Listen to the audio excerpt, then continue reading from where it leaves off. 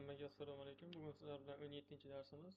Number metodlarining oxirgi mavzuyimiz bo'ladi. Number metodi harbiy va bugungi metodimiz mass sign metodi bo'ladi. Mass sign metodi nima qiladi? Berilgan sonning ishorasini plus yoki minusligini aniqlab quyidagi qiymatlarni qaytaradi. Agar musbat son bo'lsa 1 ni qaytaradi, manfiy son bo'lsa -1 qaytaradi. Shu -1 da minusi tushib qolgan. Qilay tayyorlaydigan paytda va 0 qiymat beradigan bo'lsak, 0 qaytaradi.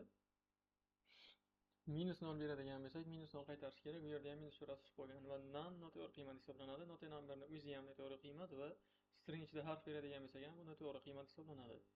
Kodni kopirovat qilib olaman. Bu yerga tashlayman. Console logga mass sign metodi chaqirilgan. Birinchi qiymat 7, bu musbat, shuning uchun ham bir natija qaytaradi. Ikkinchi qatorda console log mass sign metodi chaqirilgan va -3 berilgan, bu manfiy bo'lgani uchun -1 qaytaradi. To'rtinchi qatorda mass sign 0 berilgan, ya'ni 0 ni o'zini qaytaradi. Bu musbat 0 ga 0 qaytaradi. Va mass sign metodi 4-chi qatorda -0 qiymat berilgan va natija ham -0 qaytaradi. Buni saqlab terminalni ochaman va not numbers.js deb ishga tushaman. Natija yana birinchi qatordan 1, ikkinchi qatordan -1, uchinchi qatordan 0 va to'rtinchi qatordan -0 qiymatlari chiqdi. Buni kommentariya qilaman. Keyingi kodga o'tamiz. String ichidagi son beradigan bo'lsak ham bu narsa ishlayveradi, hech qanaqa muammosiz.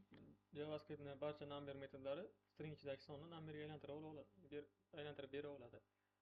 Mass sign metodi chaqirilgan va string ichida 8 berilgan. Bu musbat son bo'lgani uchun 1 qaytaradi. Va pastki qatorda console logga mass sign metodi chaqirilgan, -15 qiymati berilgan va manfiy bo'lgani uchun -1 qaytaradi. Endi ishga tushiraman. Mana birinchi qatordan 1, ikkinchi qatordan esa -1 qiymati chiqyapti. Buni kommentariya qilaman. Keyingi kodga o'tamiz. Noto'g'ri qiymat beradigan bo'lsak, ishlatib ko'ramiz. Mass sign metodi chaqirilgan va salom, bu butunlay songa aylantirib bo'lmaydi, faqat harf bo'lganligi uchun. Shuning uchun ham noto'g'ri number none xatoligini qaytaradi. Console log mass sign none o'zini berib yuborsak ham natija none qaytadi. Buni saqlayman va ishga tushiraman kodni. Ikkala qatordan ham none chiqyapti.